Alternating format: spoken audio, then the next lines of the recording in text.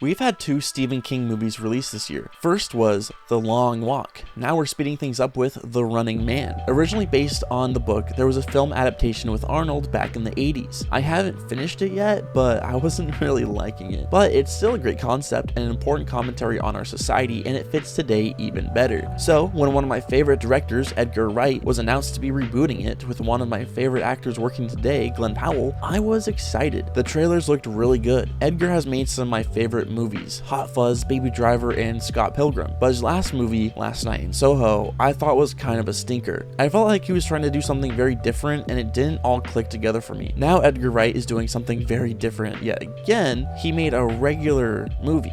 He didn't make an Edgar Wright movie, but a standard studio movie. Before I continue, I just want to say I did enjoy this movie. I think most people going to see this will have fun, and I guess that's what matters. But for reasons I will get into, I won't settle for what this movie does. Now, what is an Edgar Wright movie? Witty humor, great editing, fantastic camera control, music that syncs with the great action and makes you feel like this was all masterfully planned out. I know people complain about Baby Driver being style over substance, or maybe it's like how people are too used to the Wes Anderson style and complain he's playing it too safe or doing the same thing over and over, but Wright could just tell a story so engaging, combining the movies with comics and music. That's why I feel so confused watching The Running Man. This man showed up to set without any of his special sauce. The Running Man is set in a future where giant corporations own the government, police, media, news, chemical plants, hospitals, everything. Ben Richards, played by Powell, is a man who's gone from dangerous job to job, constantly getting fired because he stakes his neck out for his fellow workers. One of them was about to fall to his death, and Ben catches them later to get fired because he broke the harness while lifting the coworker to safety. Now he has a kid who is sick and needs money quick,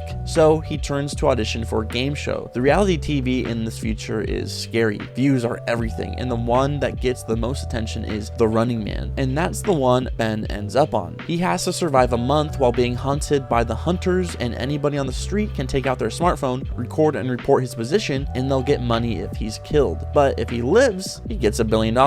This is a great setup for an action movie, but the action is very sparse. If you've seen any of the trailers, you've seen every single set piece or fight or chase this movie has to offer. So you go from Ben hiding to an action scene you've already known about and can mentally check that off in your head, and then sit through more talking, walking, and hiding, and then another action scene you've seen most of. I think the greatest offender is the script. The dialogue is just not good. In the second scene, Ben is talking to his wife and he says something like, "Our daughter's fever has gotten worse," and the wife literally says, "That's not good." I'm glad he figured that out, Sherlock. There are a few sprinkles of Wright's style if you look hard enough. There's a long shot where Ben is running and getting shot at, and the bullets actually time with the music. It makes me wiggle in my seat and go, "Oh, alright," and then nothing like that ever happens again. The camera work is very standard, nothing fun or creative there. I wouldn't say any of the acting is bad, it's just them working with the crappy script. For the most part, the pacing is good besides not having enough action in the action movie, but oh boy, it does not stick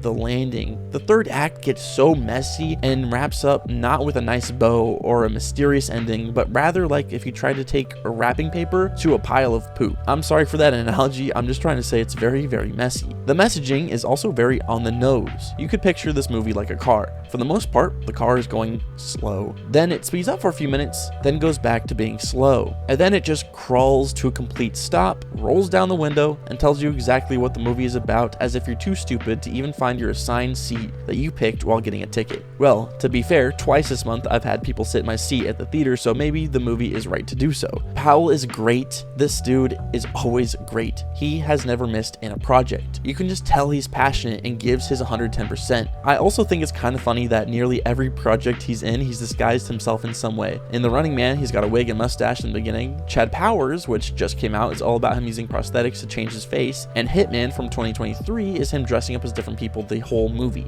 If his next movie doesn't continue this tradition, I'll be disappointed. Josh Brolin is solid. He's not in a lot, but he's always great. Coleman Domingo brings a great energy and is one of the best parts of the movie. Michael Cera is very funny, and his entire little part of the movie is pretty good. The message behind this movie is a good one. Don't get me wrong. It's an important one I think people should hear, but instead of the characters just living, dealing, and changing the world we are very close to being in ourselves, the movie has to hold your hand and tell you why it's bad. It gets very very preachy and repetitive. I'm very against AI for so many reasons, and I've had many people ask me why I even care. It's just weird videos of dogs shooting water out of their mouths and cats dancing. But The Running Man shows us a world where AI is perfected and used daily in the media. If the producers don't like what Ben Richards says, who cares? They just broadcast him saying whatever they want him to say. They want people to think Ben is holding a girl hostage in her car. They generate a flawless video of the girl yelling for help while waving her arms out the window. And all the girl can do is just sit there and watch the TV, seeing herself do something she isn't doing, and yet everyone will never know it's fake. And we will be in this reality soon. Josh Brolin's character literally says they tried to just AI generate the entire show, but they could just tell that there was a human component missing, and unpredictability and creativity that humans did bring, so they went back to just doing it with real people. And it's so funny that a lackluster action movie like The Running Man is the one to show it to people. I don't even think people will see these scenes and connect the dots to the AI generated videos they see on TikTok and Instagram. Soon you will be seeing a politician say or do something that will sway your vote even though it's completely fabricated for the narrative. The main message behind The Running Man is that there is a narrative that will be pushed regardless of the truth, and families and hardworking people that are just used for views, labor, and money. I wish The Running Man was better. I think Edgar Wright is very proud of this film, but I wish I could be proud of his work too. 2 stars. But that's just my dumb opinion. What did you think of The Running Man? Planning on seeing it soon, or have you seen the original? Feel free to let me know, and I hope you have a wonderful day. Bye.